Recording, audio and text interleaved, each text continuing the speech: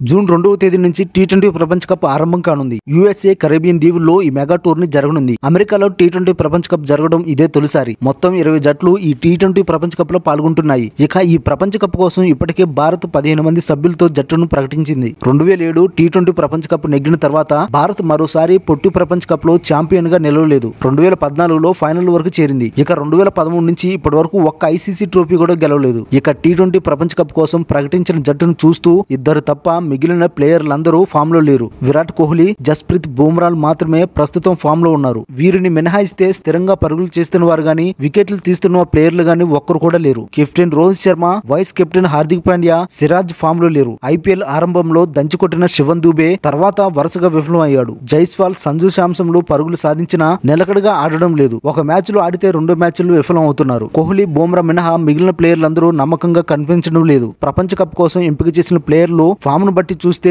Team India cup కొట్టేది అనుమానంగానే ఉంది. Group దశను దాటినా సూపర్ 8 ను అధిగమించడం కష్టంగానే కనిపిస్తుంది. South Africa, Australia, New Zealand, England జట్ల రూపంలో బలమైన ప్రత్యర్థులు సూపర్ 8 లో టీమిండియాకు సవాల్ విసిరే అవకాశం ఉంది. మరి మీరు మన బీసీసీ ప్రకటించిన ఇండియా జట్టు గురించి మీరేమనుకుంటున్నారో కామెంట్ బాక్స్ లో తెలియజేయండి. ఇలాంటి ఇన్ఫర్మేటివ్ వీడియోస్ కోసం మన ఛానల్ ని సబ్స్క్రైబ్ చేసి వీడియోని లైక్ చేయండి.